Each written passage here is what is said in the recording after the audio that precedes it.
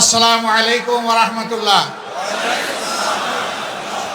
কেমন আছেন আপনারা সবাই? আলহামদুলিল্লাহ রাব্বিল আলামিন, ওয়াসসালাতু ওয়াসসালামু আলা রাসূলিহিল কারীম ওয়া আলা আলিহি ওয়া সাহবিহি ওয়া আহলি বাইতি আজমাইন, আম্মা বা'দ। আউযু বিল্লাহি মিনাশ শাইতানির রাজীম। বিসমিল্লাহির রাহমানির রাহিম। রব্বি শরহ লি সাদরি ওয়া ইয়াসসির লি আমরি ওয়াহলুল উকদাতাম মিন লিসানি ইয়াফকাহু কওলি। সাদাকাল্লাহু মাওলানাল আযীম। বাংলাদেশ জামাত ইসলামী 9 শহীদের ঈদগাহ গাইবান্ধা জেলা শাখা কর্তৃক আয়োজিত আজকের এই কর্মী সম্মেলনের সম্মানিত সভাপতি, সম্মানিত জেলা আমির, সাবেক নির্বাচিত উপজেলা চেয়ারম্যান জনাব আব্দুল করিম সরকার, বিশেষ অতিথি বাংলাদেশ জামাত ইসলামীর কেন্দ্রীয় নির্বাহী পরিষদের অন্যতম সদস্য, সহকারী সেক্রেটারি জেনারেল জনাব মৌলানা আব্দুল হালিম, মঞ্চে বসা কেন্দ্রীয়, আঞ্চলিক এবং স্থানীয় নেতৃবৃন্দ, বিভিন্ন ধর্মীয় রাজনৈতিক সংগঠনের সম্মানিত নেতৃবৃন্দ, গর্বিত শহীদ পরিবারের সম্মানিত সদস্যবৃন্দ, আমার সহকর্মী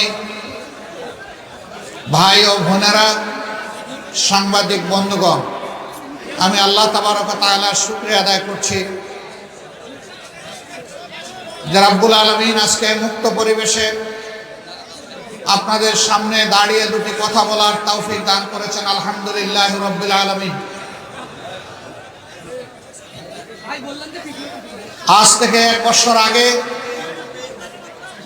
আমরা কল্পনাও করিনি এরকম একটা পরিবেশ বাংলাদেশের জনগণ দেখতে পাবে খুব সহসা। এই কেবল গেল বছর মহান প্রভুর ডাকে তার মেহমান হিসাবে খানায়ে কাবার চত্বরে লাব্বাইক আল্লাহুম্মা লাব্বাইক বলার সুযোগ হয়েছিল। আলহামদুলিল্লাহ। সেজদায় পড়ে আমি শুধু নই, বাংলাদেশের লাখো লাখো মুসলিম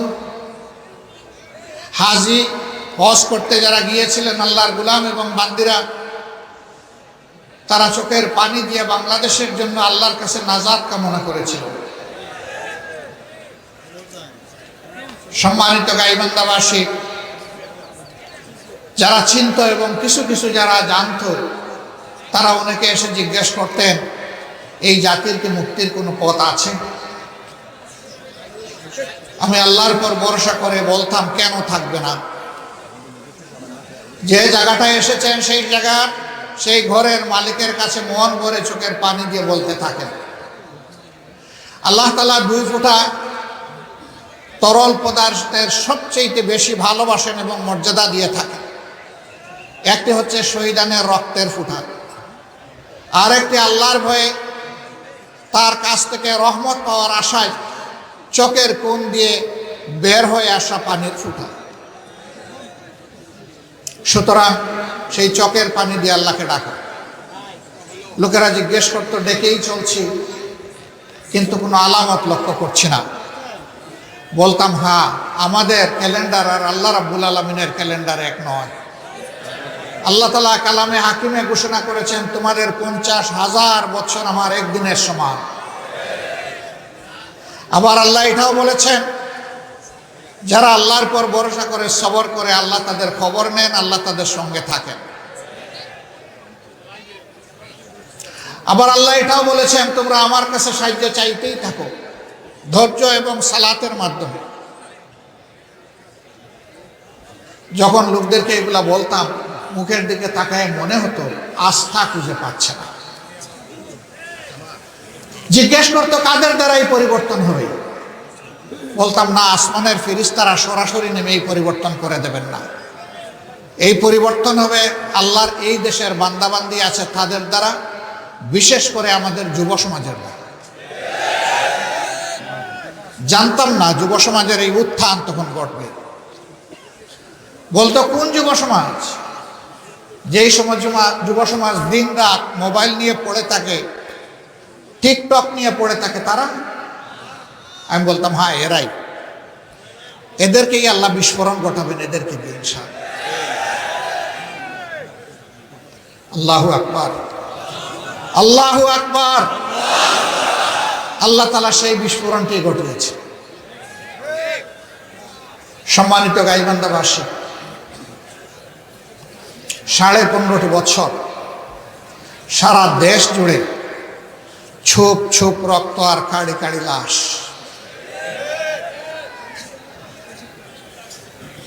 কত মা, কত বোন, কত সন্তানের বুক খালি হয়েছে।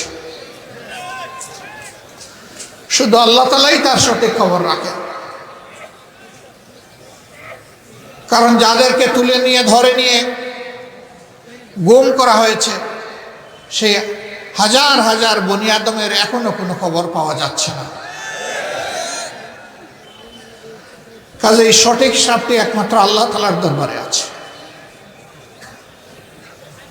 আলহামদুলিল্লাহ, এই মজলুমদের কাতারে আল্লাহ তাআলা আমাকেও শামিল করেছিলেন। আলহামদুলিল্লাহ, আলহামদুলিল্লাহ। এই কারণে বলছি, যদি শেখ হাসিনা সরকারের আমলে দফায় দফায় আমাকে জেলে না নিত, তাহলে মজলুমদের জুলুমের দৃশ্য সরাসরি আমার পক্ষে চোখে দেখা সম্ভব হতো না। মৃত্যুকরা বলে কোনো আয়নাগর বলে কিছু ছিল না। আয়নাগর তো সচক্ষে আমি দেখেছি। শেষবার যেখানে আমাকে নিয়ে রাখা হয়েছিল, আমার থাকার জায়গার আয়নাগর একই বিল্ডিংয়ে ছিল। আয়নাগরের লোকগুলোকে মাঝে মাঝে নামিয়ে আমার পাশের সেলগুলোতে রাখত। ওরা অসহায়ের মতো তাকায় থাকত। আমি তাদের চেহারাগুলো স্টাডি করার চেষ্টা করতাম। পরবর্তী পর্যায়ে তাদের কাউকে কাউকে কোর্টে চালান দিয়ে ওরা জেলে পাঠিয়েছে। বাংলাদেশের সবচেয়ে নিকৃষ্ট জেল, যেখানে শারীরিক এবং মানসিক সকল ধরনের অত্যাচার করা হয়, যেটাকে বাংলাদেশের মানুষ হাই সিকিউরিটি কারাগার হিসেবে জানে। কাশিমপুরের 4 নম্বর কারাগার। আমাকে ওখানে নিয়েছে। তাদের কারো কারো সাথে যখন দেখা হয়েছে, আমিও সালাম দিয়েছি, তারাও সালাম দিয়েছে। জিজ্ঞেস করেছি, এই চেহারাটা আমি আপনাকে দেখেছি ওই জায়গায়? বলে হ্যাঁ, আপনি আমাকে দেখেছেন। তা আপনি কিভাবে, কখন? বলে আমি ভুলে গেছি কখন কিভাবে আমাকে ধরা হয়েছে। কত বৎসর আমাকে আমার পরিবার পরিজন দুনিয়া থেকে বিচ্ছিন্ন রাখা হয়েছে, অন্ধকার করে রাখা হয়েছে, আমি বলতে পারবো না। কেউ কেউ বলেছে, প্রহরীদেরকে জেনে যেটা বুঝতে পেরেছি, আমাকে 8 বছর সেখানে রাখা হয়েছে। কিন্তু তাদের কোনো চিহ্ন, হদিস, বর্ণ, তাদের পরিবার, দেশ, সমাজ কেউ জানে না। স্বীকার করা হয়নি তাদেরকে যে এইভাবে গ্রেফতার করে ওখানে রাখা হয়েছে। এদের মধ্য থেকে কাউকে কাউকে দিকে নাটক তৈরি করা হয়েছে। জঙ্গিবাদের নাটক তৈরি করে 8 মাস আগে ধরা লোকটাকে নির্দিষ্ট কোনো ঠিকানায় পাঠিয়ে বলা হয়েছে, গত 1 সপ্তাহ ধরে গোয়েন্দারা গভীর পর্যবেক্ষণে রেখেছেন, নিবিড় পর্যবেক্ষণে রেখেছে। এখানে তারা জঙ্গিবাদে কার্যক্রম চালানোর জন্য জমায়েত হয়েছে। নির্ভুল তথ্যের ভিত্তিতেই বাড়ি ঘেরাও করা হয়েছে। এরপরে আমরা লক্ষ্য করেছি সেখানে ফায়ারিং করে এই মানুষগুলাকে শেষ করে দেওয়া হয়েছে। তারা পর্যবেক্ষণ করছে 8 দিন ধরে, আর লোকগুলাকে ঢুকানো হয়েছে মাত্র 1 দিন আগে। অ্যারেস্ট করা হয়েছে 8 বছর আগে। এ ছিল বাংলাদেশের এক অংশের অবস্থা। তারা ক্ষমতায় আসার আগেই তারা ক্ষমতায় আসলে কি করবে সেটা বাংলাদেশের মানুষকে জানিয়ে দিয়েছে, কিন্তু মানুষ ওভাবে বুঝে না। 2006 সালের 28 অক্টোবর লগিবন্ডা ওইটার তাণ্ডব চালিয়ে 54 জন মানুষকে তারা খুন করেছে। রাজধানীর পল্টন ময়দানে 6 জন মানুষকে খুন করে স্পষ্ট দিবালোকে তাদের লাশের উপর দাঁড়িয়ে তারা নাচানাচি করেছে। এই দৃশ্য দেখে সেদিন অনেক মা, অনেক শিশু চিৎকার দিয়ে বেহুশ হয়ে গেছে, যারা টিভির সামনে বসেছে। সারা দুনিয়া ধিক্কার জানিয়েছে। কোথায় মানবতা? এইভাবে কি মানুষ খুন করে, তাদের নির্মমভাবে খুন করার পর তাদের দেহের উপর দাঁড়িয়ে নাচা যায়? এরপরে তারা অশান্তি, বিশৃঙ্খলা সৃষ্টি করে প্রথম কেয়ারটেকার সরকারকে ব্যর্থ করে দিল। দ্বিতীয় কেয়ারটেকার সরকারটি তাদের পছন্দে গঠিত হলো, যার কারণে তৎকালীন নেত্রী বলেছিলেন, এই সরকার আমাদের আন্দোলনের ফসল। এই সরকার এসেছিল 3 মাসের জন্য, গায়ের জোরে চালালো 2 বছর। তখন সংবিধানে কেয়ারটেকারের বিধান ছিল, সরকারের মেয়াদ ছিল 3 মাস। এর ভিতরে একটা নির্বাচন দিয়ে সরকার চলে যাবে, নির্বাচিত জনপ্রতিনিধিদের হাতে ক্ষমতা তুলে দেবে। তারা চালালেন 2 বছর। খায়েশ জাগলো তারা রাজনীতি করবেন, দল গঠন করবেন, দেশ শাসন করবেন। সেনাপ্রধান সোনার বাংলার সোনারগাঁ হোটেলের বলরুমে ইন্টেলেকচুয়াল একটা কনফারেন্স আহ্বান করলেন। সেখানে তিনি নতুন বাংলাদেশের নতুন গণতন্ত্র উপস্থাপন করলেন। তার এই পচা মাল কেউ খায় নাই।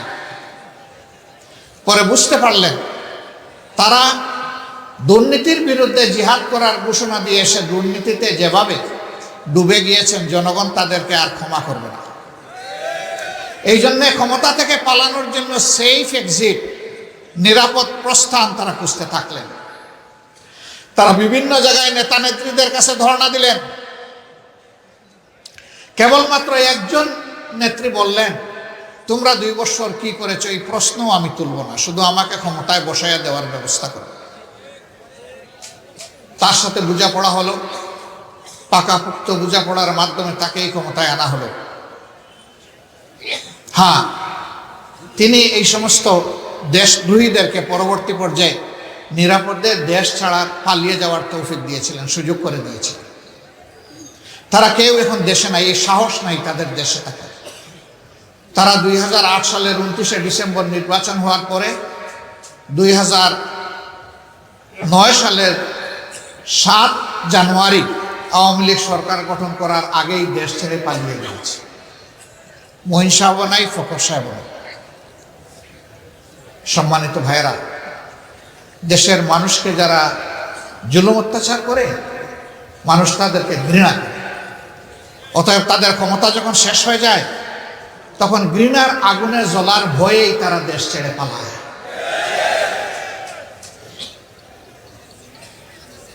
ক্ষমতায় আসার 2 মাস পুরা হলো না। 25 এবং 26শে ফেব্রুয়ারি ঢাকার পিলখানায় আমাদের সেনাবাহিনীর 57 জন চৌকস দেশপ্রেমিক কমিটেড সেনা অফিসারকে তারা খুন করলো, পরিবারের সদস্যদেরকেও খুন করলো। নির্মমভাবে তাদের লাশগুলা খুন করে ড্রেনের পানিতে ভাসিয়ে দেয়। সন্ধ্যার পরে আলো নিভিয়ে খুনিদেরকে নিরাপদে পালিয়ে যাওয়ার সুযোগ সৃষ্টি করে দেওয়া হলো। কিন্তু ব্লেম শুরু হয়ে গেল বিরোধী দলের উপর। এই ঘটনাকে কেন্দ্র করে 2টা তদন্ত কমিটি গঠন করা হয়েছিল। একটা তদন্ত কমিটির রিপোর্টও আলোর মুখ দেখে নাই। কেন দেখে নাই?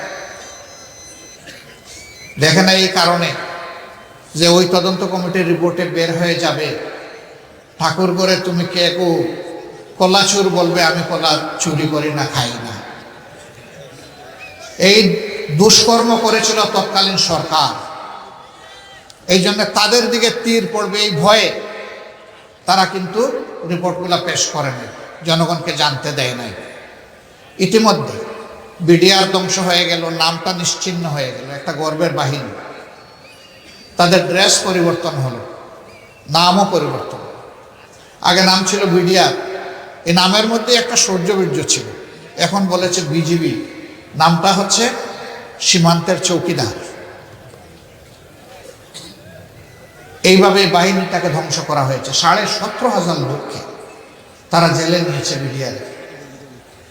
তাদের সকলের চাকরি গিয়েছে। 400-র কাছাকাছি লোক জেলের ভিতরে মারা গিয়েছে। বহু লোক বিনা বিচারে এখনো ধুকে ধুকে মৃত্যুর প্রহর গুনছে, আর কিছু লোক বের হয়ে এসেছে। একই সাথে দুইটা বাহিনীকে ক্ষতিগ্রস্ত করা হয়েছে। সেনাবাহিনীর কোমরে আঘাত দিয়ে সেনাবাহিনীকে ক্ষতিগ্রস্ত করা হয়েছে, বিডিআরকে ধ্বংস করা হয়েছে। কেন? এই দুইটি বাহিনী ছিল দেশপ্রেমিক বাহিনী। এরপরের বছরেই তারা আঘাত দিয়েছে জামাত ইসলামের উপর। কেন জামাত ইসলামকে বেছে নিল? জামাত ইসলামী বাংলাদেশের স্বাধীনতার পর থেকে এদেশের পরীক্ষিত একটা দেশপ্রেমিক শক্তি। দেশের স্বার্থ কারো কাছে বিকিয়ে দিতে কখনো মিনমিন করে নাই, নীরবতা পালন করে নাই, বরঞ্চ সোচ্চার হয়ে বাগের গর্জন করেছে যে আমার দেশের স্বাধীনতা, আমার দেশের স্বার্থ কারো কাছে বিক্রি করব না। এই জন্যেই এত খুব সেই নেতৃবৃন্দকে দুনিয়া থেকে বিদায় করা, তাদের সহকর্মীদেরকে খুন করা, তাদের সবগুলো অফিস সিলগালা করে রাখা, তাদের লোগো কেড়ে নেওয়া, তাদের নিবন্ধন বাতিল করা এবং শাসনের শেষ হওয়ার 4 দিন আগে দিশাহারা হয়ে এই দলটাকে নিষিদ্ধ ঘোষণা করা। তারা সব করেছে। তারা আমাদের শত হাজার কর্মীকে খুন করেছেন, হাজার হাজার কর্মীকে তারা পঙ্গু বানিয়েছেন, অসংখ্য কর্মীকে গুম করেছেন। তারা নারীকে খুন করেছেন, তারা পুরুষদেরকে খুন করেছেন, তারা শিশুদেরকে খুন করেছে, তারা বৃদ্ধদেরকে খুন করেছে। এরপরে আরেকটি শক্তিকে তারা বেছে নিল, এই দেশের ধর্মপ্রাণ মুসলমানদের একটা ঐক্যবদ্ধ প্ল্যাটফর্ম হেফাজতে ইসলাম। তাদের কোনো রাজনৈতিক কর্মসূচি নাই, তারা দেশের স্বার্থে দিনের স্বার্থে কথা বলে। এইটুকু সরকার সহ্য করতে নারাজ ছিল। এই জন্যে 13 সালের 5 মে আমরা তখন জেল থেকে আমরা এই দৃশ্য দেখেছি। শান্তিপূর্ণভাবে এই লোকগুলো এসেছিল, নিজেরা পরিকল্পিতভাবে অশান্তি সৃষ্টি করে তাদের উপর ক্র্যাকডাউনের প্লট তৈরি করলো। কতগুলা লোককে যে হত্যা করলো আল্লাহ ছাড়া কেউ জানে না, কারণ লাশগুলা তুলে নিয়ে কোথায় গায়েব করেছে কেউ জানে। কিন্তু একজন প্রধানমন্ত্রী মা ছিল, বৈধ অবৈধ যেভাবে হোক তিনি নির্বাচিত হয়ে ক্ষমতায় ছিলেন। তিনি শেষ পর্যন্ত উপহাস করে, এই জীবন এই রক্তের প্রতি উপহাস করে বললেন, শাপলা চত্বরে কোনো রক্ত ঝরে নাই, ওইগুলা ছিল রং ছিটা। মানবতার প্রতি কত বড় অপমান, কত বড় উপহাস। তার আরেক মন্ত্রী, একসময় তিনি কৃষিমন্ত্রী ছিলেন, খাদ্যমন্ত্রীও ছিলেন, ডক্টর আব্দুর রাজ্জাক সাহেব, তিনি বললেন এবারকার ছাত্রদেরকে হুঁশিয়ারি উচ্চারণ করে এই 24-এ বলেছিলেন, বাড়াবাড়ি করবা না, বাড়াবাড়ি করলে শাপলা চত্বরের ভাগ্য বরণ করতে হবে। রাত 12টার পর সব কিছু আমরা সাফ করে দিয়েছি। এরকম উপহাস করে উনি বলে নাই? তিনি আত্মস্বীকৃত খুনি, তিনি স্বীকার করলেন তিনি মানুষ খুন করেছিলেন, তার দল তার নেত্রী মানুষ খুন করেছিল। কি অপরাধ ছিল এই সমস্ত আলিম উলামা, কোরআন এবং হাদিসের উস্তাদদের, এই সমস্ত হুফাজে কেরামদের, এই সমস্ত আইতামদের কি অপরাধটা তাদের ছিল? তারা শুধু ন্যায় এবং সত্যের পক্ষে দাঁড়িয়ে আওয়াজ তুলেছিল, অন্যায় এবং অসত্যের বিনাশ চাই, সত্য এবং ন্যায়ের বিকাশ চাই। আর তো তারা কিছু বলেনি। এটা তারা তো বলেনি যে তোমাদের গদি আমাদেরকে দিয়ে দাও, কিন্তু না, তাদেরকে সহ্য করা হলো না। পুরা 15.5 বৎসর তাদের ক্ষমতার শেষ দিন পর্যন্ত তাদের হাত এই দেশের মানুষের রক্তে ভেজা। তাদের আমলে 3টা নির্বাচন হয়েছে, 14 সালের নির্বাচন, 18 সালের নির্বাচন, 24 সালের নির্বাচন। তারা সুযোগ পেয়েছিল জাতিকে সত্যিকারের নির্বাচন উপহার দেওয়া, কিন্তু না, তা করেনি। 14 সালে 154 জন 300 জনের মধ্যে বিনা প্রতিদ্বন্দ্বিতায় পাস। বাংলাদেশে দল এবং প্রার্থীর খরা দেখা দিয়েছে যে কেউ দাঁড়ালো না। কারণ সেই নির্বাচনটা জনগণ ঘৃণা করে প্রত্যাখ্যান করেছিল। এখানেই বলা হয়েছে এই গাইবান্ধার 2টি জেলায় একটি ভোটও পড়ে নাই। সেই নির্বাচনটা জনগণের দ্বারা প্রত্যাখ্যাত একটা ঘৃণিত নির্বাচন ছিল। 18 সালে তারা কথা দিল, স্বয়ং তৎকালীন প্রধানমন্ত্রী কথা দিলেন, আমি অমুকের মেয়ে, আমি কথা দিয়ে কথা রাখি, আমার উপরে আস্থা রাখেন। এবার আমি সুষ্ঠু এবং নিরপেক্ষ নির্বাচন উপহার দিব, জনগণ তাদের মতের প্রতিফলন দেখতে পাবে। মাশাআল্লাহ, সবাই তার উপরে একটু আস্থা রাখলো, দেখি উনি কি করে, একটু পরীক্ষা করি লিটমাস পেপার দিয়ে। এবার ধৈর্য হারাইয়া নির্বাচনের দিন পর্যন্ত আর অপেক্ষা করা গেল না, রাতের বেলায় খালাস।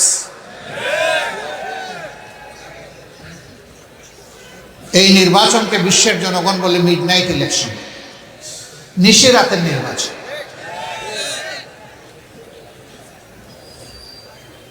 আমিও আমাদের দলের পক্ষ থেকে একটা জায়গায় একজন প্রার্থী ছিলাম, ঢাকার 15 আসন। 1.5 ঘন্টা ইলেকশন হওয়ার পরে 3 জনের মাথা ফাটলো, 2 জনের হাত ভাঙলো, 10 জনকে কিডন্যাপ করে নিয়ে গেল। আমি বললাম যে জীবনের বিনিময়ে আমার সংসদ সদস্য হওয়ার দরকার নাই, আমি ঘৃণা করে এই নির্বাচন প্রত্যাখ্যান করলাম। সাথে সাথে আমরা জানিয়ে দিলাম সারা বাংলাদেশের একই চিত্র, রাতে নির্বাচনের বড় অংশ শেষ হয়ে গিয়েছে, আর এখন দিনের বেলা তাণ্ডব চালানো হচ্ছে। এই ঘৃণিত নির্বাচন থেকে আমাদের সকল সদস্যদেরকে আমরা প্রত্যাহার করে নিই। আমরা এই অবৈধ নির্বাচনকে বৈধতা দেইনি। সম্মানিত গাইবান্ধাবাসী, এই নির্বাচন ফেল, আর 24 সালে এমন ভয়াবহ অবস্থা সৃষ্টি করলো যে নির্বাচনের আর কোন পরিবেশই থাকলো না। এবার নির্বাচনে কি করবে, এখন কন্টেস্ট করার মতো প্রার্থী পায় না। এবার আমি আছি আর আমার মামু আছে, একই দলের প্রার্থী সরকারি দলের প্যানেল থেকে, আবার একই দলের প্রার্থী তিনি নিরপেক্ষ নির্দলীয়, আমি আর দামি। এই মিলাইয়া হলো 24 সালের নির্বাচন। এই নির্বাচনকে, এই সংসদকে, এই মন্ত্রী পরিষদকে বাংলাদেশের মানুষ বলে দামি নির্বাচন, দামি সংসদ এবং দামি মন্ত্রী পরিষদ। এই দামিরা এবার ক্ষমতায় এসে এবার চিন্তা করলেন যে এতদিন তাণ্ডব চালিয়েছি, এখন দেশের পুরাপুরি জমিদারি এবং দখল আমাদেরকেই নিতে হবে। তাদের হাব বাব আস্ফালন জাতির প্রতি এমন ছিল যে তারা দেশের মালিক জমিদার আর সারা দেশবাসী ভাড়াটিয়া। মালিক এবং জমিদারি শেষ পর্যন্ত তার বাড়িতে থাকে, ভাড়াটিয়া চলে যায়, তাই না? এখন ভাড়াটিয়ারা কোথায় গিয়েছে? তারা যখন ক্ষমতায় ছিলেন মাঝে মধ্যে আমাদেরকে দেশপ্রেমিক বিভিন্ন সংগঠনের নেতা কর্মীদেরকে বলতেন তোমরা অমুক দেশে চলে যাও, টিকিট না দিয়েই বলতো অমুক দেশে চলে যাও। একটা টিকিট দিলে তবুও সান্ত্বনা পাইত, তাও দেয় না। হ্যাঁ, এবার টিকিটও কপালে জুটে না, এবার খালে বিলে নদী নালা দিয়ে পালাতে হয়েছে। কেন পালাতে হলো? আপনারাই না একমাত্র দেশপ্রেমিক ছিলেন, তো দেশ বাদ দেন, নিজের দলের কর্মীদেরকেও তো একটু সান্ত্বনা দিয়ে পালায়েন না। এই দেশে থাকেন, মালিক মুক্তার হয়ে লুটে পুটে দেশটাকে খাইলেন, বিদেশকে সমৃদ্ধ করলেন গরিব দেশের মানুষের টাকা দিয়ে, নিজের একটা সন্তানকে দেশে রাখলেন না। এমনকি সন্তানের বিয়ের জন্য দেশি একটা মেয়ে পছন্দ করতে পারলেন না। সেই আপনারা দেশকে ভালোবাসেন না? চমৎকার কথা। আমাদের কোনো বিকল্প বাড়ি নাই। আল্লাহ তাআলা এই দেশে আমাদেরকে পয়দা করেছেন, এই দেশ নিয়ে আমরা গর্বিত, আলহামদুলিল্লাহ। এই দেশের সুখ দুঃখ আমাদের সুখ দুঃখ, এই দেশকে বুকে নিয়েই আমরা বাঁচতে চাই, আর এই দেশের বুকেই আমরা মৃত্যুর পরে ঢুকতে চাই। অতএব আমাদের এই দেশকে ভালোবাসতেই হবে। ভাই ও বন্ধুগণ, গেল তাদের দুঃশাসনের যুগ, তারা অনেক কিছু করেছেন। এখন কি হবে বাংলাদেশ? এখন হবে তাই। আপনাদের এই পাশের জেলার সন্তান ডানা মেলে বুক পেতে বলেছিল, বুকের ভিতরে তুমুল ঝড়, বুক পেতেছি গুলি কর।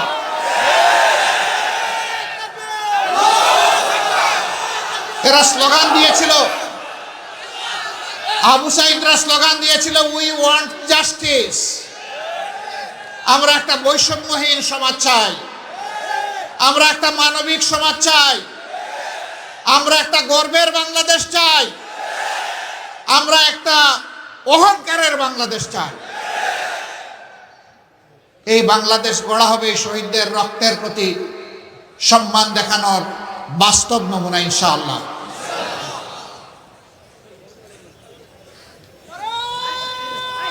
এই দেশ গঠন করতে হলে চাঁদাবাজি বন্ধ করতে হবে, চাঁদাবাজি বন্ধ করতেই হবে, দখলদারি ছেড়ে দিতে হবে, সন্ত্রাস করা যাবে না, দুর্বলের উপরে সবলের অত্যাচার চলতে দেওয়া হবে না। অফিস আদালত, মিল, ফ্যাক্টরি, ইন্ডাস্ট্রি, কোর্ট কাছারি সব জায়গা থেকে ঘুষ নির্মূল করতে হবে, বৈষম্য দূর করতে হবে। মালিক তার বিনিয়োগের মূল্য পাবে, শ্রমিক তার ঘামের মূল্য ঠিক মতো পাবে। কৃষক মাঠে ফসল ফলাবে, সে যেন তার উৎপাদিত ফসলের সত্যিকারের মূল্য পায়। আবার যে মজুর মাঠে কাজ করবে, সেও যেন তার ঘামের মূল্য পায়। এইভাবে দেশের উপর সমতা এবং সাম্য কায়েম করতে হবে। প্রিয় ভাইরা, তো সমতা হলো কোথায়? গোপালগঞ্জ বাংলাদেশের একটা জেলা, আর এই গাইবান্ধাও একটা জেলা। গাইবান্ধায় কি বিশ্ববিদ্যালয় আছে? মেডিকেল কলেজ আছে? কারিগরি মহাবিদ্যালয় আছে? কিছুই নেই। এগ্রিকালচার ইউনিভার্সিটি আছে? নাই। গোপালগঞ্জে কিন্তু আছে। গোপালগঞ্জে থাকুক, আমাদের কোনো সমস্যা নাই, এটাও বাংলাদেশের একটা জেলা। কিন্তু গাইবান্ধায় থাকবে না কেন? গাইবান্ধা কি বাংলাদেশের অংশ নয়? গাইবান্ধার মানুষের কি মুক্তিযুদ্ধ এবং এই 24-এর স্বাধীনতা সংগ্রামে কি কোনো অংশগ্রহণ নেই? গাইবান্ধার জনগণ কি দেশের উন্নয়নে অবদান রাখে না? যদি তাই হয়ে থাকে, তাহলে এই বৈষম্যের অবশ্যই আমরা অবসান চাই, স্পষ্টভাবে দাবি করি। আমাকে গাইবান্ধার কেউ কথা বলে নাই। আমি আমার বিবেক থেকে কালকে ছাত্রদের নিয়ে বসেছিলাম, ওদেরকে জিজ্ঞেস করেছি রাত্রে 12টার দিকে যে তোমরা বলো এখানে কি কি প্রতিষ্ঠান আছে। তারা যে প্রতিষ্ঠানের তালিকা আমাকে শোনালো, এই তালিকায় আমি যে কথাগুলো বললাম সেগুলো নেই। আমি নিশ্চিত হয়ে গেলাম এখানে এই প্রতিষ্ঠানগুলো নেই। আমি দাবি করছি এই সরকারের কাছে, এক থেকে যদি আর একটি উচ্চশিক্ষার প্রতিষ্ঠান গড়ে তোলার জন্য আপনারা পদক্ষেপ নেন, গাইবান্ধা যেন তার থেকে বঞ্চিত না হয়। যে কোনো একটা দিয়ে কমপক্ষে আপনারা শুরু করেন। অনেক জেলায় এখন এই প্রতিষ্ঠানগুলো হয়ে গেছে। তাহলে কি রাগটা এই জায়গায় যে গাইবান্ধার মানুষ একটু কোরআনকে ভালোবাসে? যদি এটা হয়ে থাকে তাইলে এটা চরম অন্যায়। জানি না আগামীতে আল্লাহ তাআলা বাংলাদেশের জনগণের জন্য দেশ পরিচালনার দায়িত্ব কার হাতে দেবেন, এটা আল্লাহ ভালো জানে। আল্লাহ তাআলা যদি আমাদেরকে এর জন্য কবুল করেন, ইনশাআল্লাহ, দাবি তো আমিই করে গেলাম, আমাদের কাছে আর আপনাদের দাবি করা লাগবে না ইনশাআল্লাহ। আর যদি অন্য কারো হাতে আল্লাহ তাআলা দেশ পরিচালনার দায়িত্ব দেন, তাহলে আজকে এই ডায়াসে দাঁড়িয়ে যেমন এই দাবি আমি উত্থাপন করেছি, তখনও আমি সেই দাবি উত্থাপন করেই যাব ইনশাআল্লাহ। আমি যদি মরে যাই, আমাদের দল করবে ইনশাআল্লাহ। আমরা তো মরবই, আমরা তো চিরকাল বেঁচে থাকবো না, এটা অসম্ভব। যেতেই হবে এই দুনিয়া ছেড়ে আমাদের। আমরা বৈষম্যহীন একটা বাংলাদেশ চাই, সকল ক্ষেত্রে বৈষম্যহীন। এই জেলাকে কেন্দ্র করে একটা চমৎকার এগ্রিকালচার বিশ্ববিদ্যালয় হতে পারে, কারণ এই জেলা কৃষি নির্ভর একটা জেলা। এই জেলা তার গর্বে এমন ফসল ধারণ করে যা সারা বাংলাদেশের মানুষের অংশ পায়। কৃষিতে যদি এখানে গবেষণা হয়, সারা বাংলাদেশ তার দ্বারা উপকৃত হবে। এখানকার ছেলেমেয়েরা অগ্রাধিকার ভিত্তিতে তারা এখানে লেখাপড়ার সুযোগ পাবে। আমরা এমন একটা বাংলাদেশ চাই, যেই বাংলাদেশে আমাদের ছেলেমেয়েরা লেখাপড়া শেষ করে তারা হতাশা আর বেকারত্ব নিয়ে কষ্ট পাবে না। কয়েক টুকরা মূল্যহীন কাগজ হবে না তাদের শিক্ষার স্বীকৃতি, বরং শিক্ষাটা এমন হবে, শিক্ষা মানুষকে মানুষ হতে শিখাবে। শিক্ষাটা এমন হবে, বৈষয়িক জ্ঞানে তারা সমৃদ্ধ হবে। এই জন্য শিক্ষার পাঠ চুকিয়ে বের হওয়ার আগেই তার হাতে তার কাজ চলে যাবে ইনশাআল্লাহ। এইভাবে আমরা যুবক যুবতীদের হাতকে কর্মের হাতে, কর্মীর হাতে পরিণত করবো ইনশাআল্লাহ। আর সেই তরুণদের হাতেই আমরা বাংলাদেশটা তুলে দিতে চাই। মুরব্বীরা কি রাগ করলেন আমার উপর যে এখনো বেঁচে আছে, আমাদেরকে মাহরুম করে তরুণদের হাতে তুলে দিলেন? একবার এক এলাকার কৃতি সন্তানকে এলাকার জনগণ সম্বর্ধনা দিচ্ছে, দীর্ঘক্ষণ ধরে তার অনেক অ্যাপ্রিসিয়েশন, প্রেইজ হলো, প্রশংসা হলো। বাবা দেখলো, হায় রে, আমার নামটা একবারও তো কেউ নিল না। বক্তৃতা শেষে এখন প্রধান অতিথি তার হাতে ট্রফি দিবেন। এই লোকটা সামনে গিয়ে বলল, বিনয়ের সাথে অনুরোধ করি আমাকে এক লাইন কথা বলতে দেন। বলছে, আপনি কে? বলে যে ওই এক লাইনে আমি পরিচয় দিয়ে দেবো আমি কে। উনি দাঁড়িয়ে বললেন, সবাইকে ধন্যবাদ আমাকে সময় দেওয়ার জন্যে।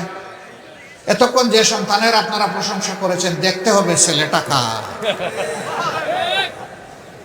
আল্লাহু আকবার। বুকের দনকে তিনি আবার বুকে কবুল করে নিলেন।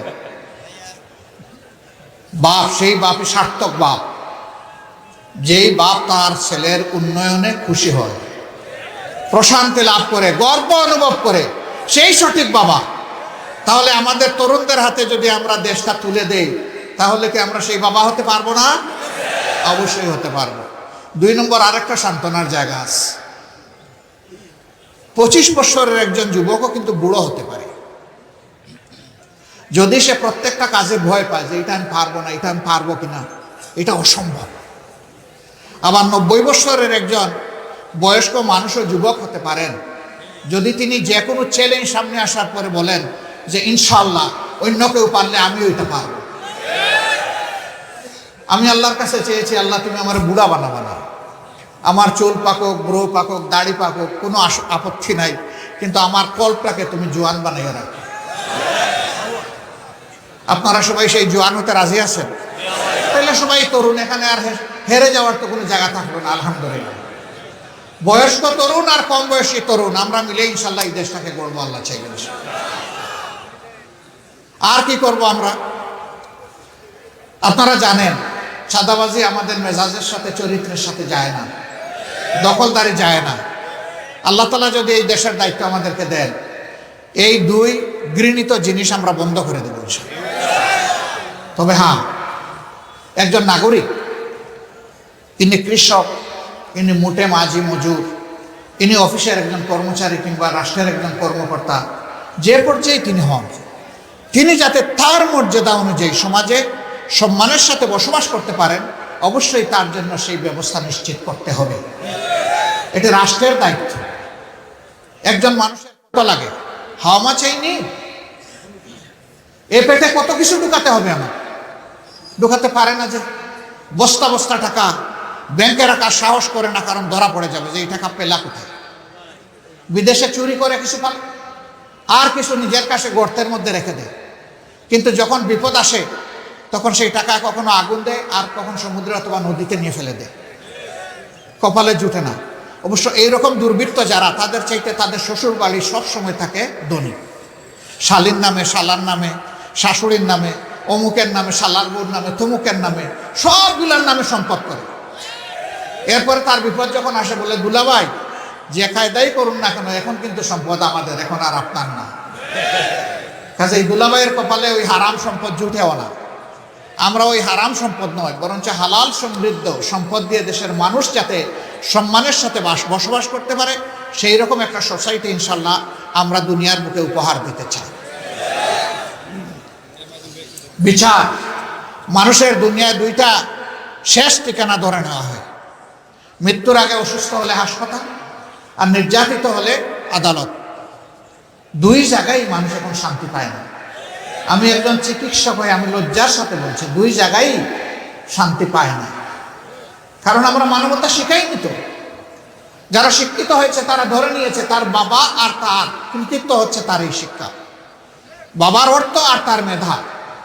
সে ভুলে গিয়েছে আজকে এই মেধাবী, এই মেধার বিকাশ ঘটার পিছনে এই দেশের একজন ভিক্ষুক ভাই কিংবা বোনের অবদান রয়েছে। সারাদিন দাঁড়ে দাঁড়ে হাত পেতে পেতে জনে জনে যেটুকু ভিক্ষা পায়, সন্ধ্যার সময় তারও পেট আছে, তারও পিঠ আছে, কিনতে যায় দোকানের মধ্যে। আপনাকে যেমন ভ্যাট দিতে হয় তাকেও তেমন ভ্যাট দিতে হয়। সেই ট্যাক্সের টাকা আলাদা করে রাখা হয় না, রাষ্ট্রের ট্রেজারিতে একাকার হয়ে যায়। তুমি যে প্রাইমারি স্কুলে পড়েছো, আমি যে প্রাইমারি স্কুলে পড়েছি, এই যে হাই স্কুল, এই যে সরকারি দেওয়া বিল্ডিংগুলা, তার প্রত্যেকটি ইট, বালি, নুড়ি, এই সব কিছু পানির সাথে, শ্রমিকের হাতের সাথে ওই ভিক্ষুকের ট্যাক্সের টাকাও লেগে আছে। সুতরাং তুমি দায়বদ্ধ এদেশের প্রত্যেকটি মানুষের কাছে। এই অনুভূতি যদি জাগত, তাহলে মানুষ শিক্ষিত হয়ে ডাকাতি করত না।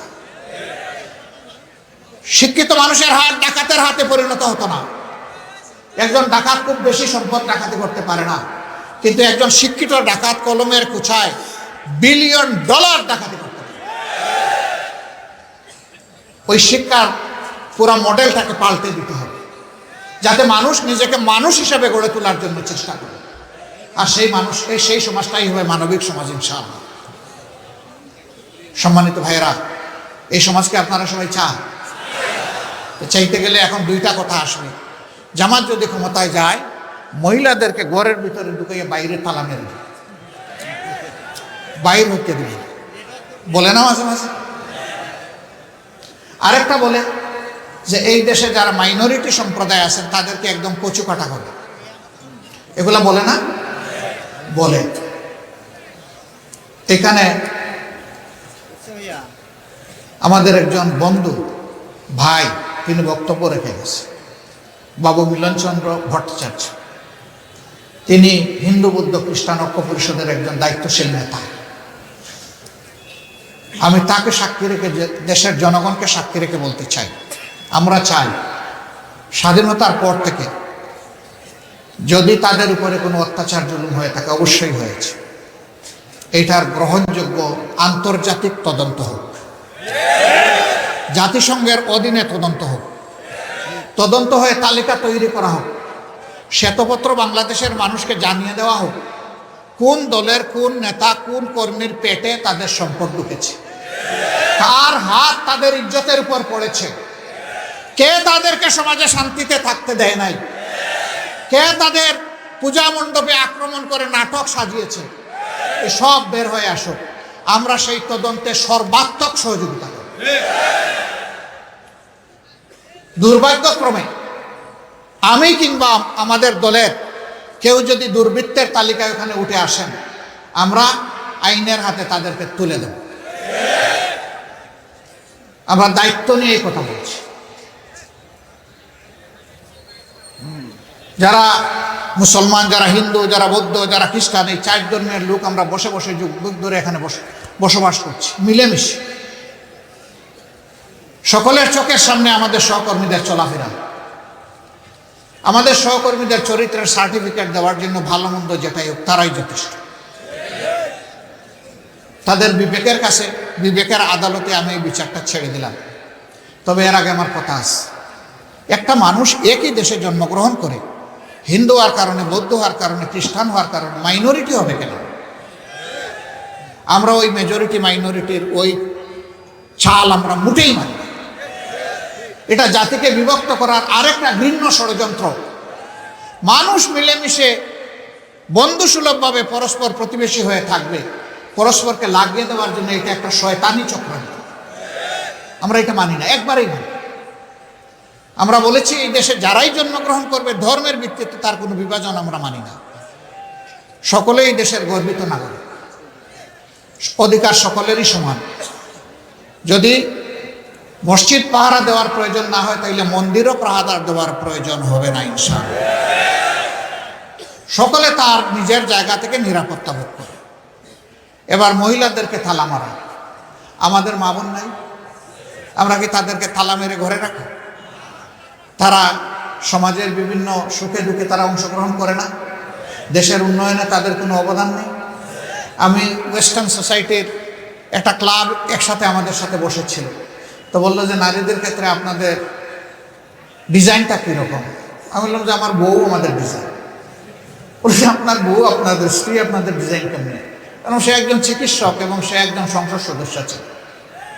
তাই আমরা তো আপনাদেরকে সো কনজারভেটিভ মনে করি। আমরা যে এটাই বাস্তবতা। আমি অন্যকে দিয়ে উদাহরণ দিলাম না, আমাকেই দিয়ে উদাহরণ। তিনি চিকিৎসক হিসাবে সমাজে দায়িত্ব পালন করেছেন, তিনি সংসদেও সংগঠনের পক্ষ থেকে তার যোগ্যতা অনুযায়ী দায়িত্ব পালন করেছেন। আমরা আমাদের মাদেরকে পরিষ্কার বলতে চাই, যারা আপনাদের ইজ্জতকে তাদের কাঁচামাল মনে করে তারাই আপনাদেরকে আমাদের ব্যাপারে ধোঁকা দেয়। আমরা কথা দিচ্ছি, ওই রাষ্ট্রে যদি আল্লাহ আমাদেরকে দায়িত্ব দেন তাহলে আপনারা আপনাদের মেধা এবং যোগ্যতা অনুযায়ী সমাজের সকল ক্ষেত্রে অবদান রাখবেন। কারণ নবী করিম সাল্লাল্লাহু আলাইহি সাল্লাম যুদ্ধের ময়দানেও আপনাদেরকে সুযোগ করে দিয়েছিলেন যুদ্ধ করার জন্য। এর চাইতে বড় ঝুঁকিপূর্ণ কাজ আর মানব জীবনে কিছুই নেই। রসুলের স্ত্রীগণ উম্মতের শিক্ষক ছিল। রাষ্ট্রীয় গুরুত্বপূর্ণ কাজে তাদের সাথে রসুল করিম সাল্লাল্লাহু আলাইহি সাল্লাম এবং খুলাফায়ে রাশিদিনের নিয়ামতেরা তারা পরামর্শ করতেন। তারা ব্যবসা করেছে। স্বয়ং রসুল করিম সাল্লাল্লাহু আলাইহি সাল্লামের স্ত্রীও তো আরবের 7 নম্বর গুরুত্বপূর্ণ ব্যবসায়ী ব্যক্তিত্ব ছিল। সব আপনারা করবেন, দুইটা বাড়তি জিনিস আপনাদের জন্য নিশ্চিত করা হবে। একটা আপনাদের মায়ের মর্যাদা, আর একটা আপনাদের সিকিউরিটি, নিরাপত্তা। এখন এই দুইটার কোনোটাই নাই এই সমাজে। এই দুইটা ইনশাআল্লাহ আমরা নিশ্চিত করার ব্যাপারে বদ্ধপরিকর। প্রিয় গাইবান্ধাবাসী, চাঁদাবাজ, দখলদার, দুর্নীতিমুক্ত, প্রহসন মুক্ত, জুলুম এবং ফ্যাসিজম মুক্ত একটি বাংলাদেশকে আপনারা সবাই চান? সাম্যের বাংলাদেশ চান? অসাম্যের বিরুদ্ধে আপনাদের হাত মজবুত থাকবে? তাহলে তৈরি থাকুন, আপনাদেরকে আরো অনেক চ্যালেঞ্জ মোকাবিলা করতে হবে। কারণ এই আগাছাগুলা সমাজ থেকে এমনি এমনি সরে যাবে না। ওদেরকে সরাতে হলে অনেক জায়গায় আপনাদেরকে ত্যাগ স্বীকার করতে হবে। সেই ত্যাগ স্বীকার আপনারা পারবেন? আমি আপনাদেরকে অনুরোধ করব, কোনো চাঁদাবাজের প্রশ্রয়দাতা আশ্রয়দাতা আপনারা হবেন না, কোনো দখলদারের প্রশ্রয় এবং আশ্রয়দাতা আপনারা হবেন না, কোনো দুর্নীতিবাজের আশ্রয় এবং প্রশ্রয়দাতা হবেন না, কোনো দুর্বৃত্তের আশ্রয়দাতা এবং প্রশ্রয়দাতা আপনারা হবেন না। বরঞ্চ আপনারা সমস্ত মানুষকে সম্মানের সাথে বুকে ধারণ করবেন। তার দলও দেখবেন না, তার মতও দেখবেন না। যদি মানুষটা সে নিরীহ হয়, যদি মানুষটা সে সভ্য হয়, যদি মানুষটা এই দেশকে ভালোবাসে, সেই মানুষগুলাকে বুকে ধারণ করতে হবে ইনশাআল্লাহ। আমরা প্রত্যেকটা মানুষকে মানুষের জায়গায় সম্মান দেব। তবে আমি স্বীকার করছি, আমরা ভুলের ঊর্ধ্বে নই, আমরাও মানুষ, ভুল ত্রুটি আমাদের হতেই পারে। এই জন্য আপনারা খেয়াল রাখবেন যে নিজেদের ভুলের ব্যাপারে আমরা যেন সতর্ক থাকি। কেউ ধরে দিলে সাথে সাথে যেন সংশোধন করি, গোয়ার তুমি যেন না, যে আমার ভুলকে শুদ্ধ প্রমাণ করতে হবে। জামাতে ইসলামী এটা পছন্দ করে না। ভুল ধরা পড়লে এটা সংশোধন করা আমাদের জন্য ওয়াজিব। আমরা তাই করব ইনশাআল্লাহ। সেই বাংলাদেশ গঠনের জন্য আপনাদের নিজেদেরকেই আগে গড়তে হবে, তৈরি করতে হবে। ইনশাআল্লাহ আপনারা পারবেন। আপনারা পারবেন তো ইনশাআল্লাহ? আল্লাহ তাআলা আপনাদেরকে তৌফিক দান করুন। আজকে যারা এখানে এসেছেন তারা আল্লাহর জন্য সকলে শপথ এখনো নেননি বলে আমি বিশ্বাস করি। আমি কি আপনাদের কাছে আশা করতে পারি যে আজকের এই সম্মেলনের অন্যতম সার্থকতা হবে আপনারা অঙ্গীকার করে এখান থেকে যাবেন যে ইনশাআল্লাহ আল্লাহর জন্য আমরা শপথ নিব, আমরা নিজেকে তৈরি করব। আপনারা রাজি আছেন? আল্লাহ তাআলা আপনাদের হাতগুলা কবুল করুন। আজকে আল্লাহ তাআলা আমাকে কয়েকটি কথা বলার যে তৌফিক দিয়েছেন, এই জন্য মহান মনিবের দরবারে আমি অন্তরের অন্তঃস্থল থেকে গভীর শুকরিয়া আদায় করছি। এই জনসভার মাঠ দিয়ে আমাদেরকে যারা সাহায্য করেছেন তাদের প্রতি কৃতজ্ঞতা জানাচ্ছি। যারা আমাদের বক্তব্য বিভিন্ন জায়গা থেকে কান পেতে শুনেছেন, তাদের প্রতি আমরা কৃতজ্ঞতা জ্ঞাপন করছি এবং শেষ পর্যন্ত আল্লাহ তাআলার দরবারে আগামীর একটি নূতন একটা বৈষম্যহীন বাংলাদেশ কামনা করে আমি বিদায় নিচ্ছি। আল্লাহ হাফিজ। বাংলাদেশ জিন্দাবাদ। বাংলাদেশ জামাতে ইসলামী জিন্দাবাদ।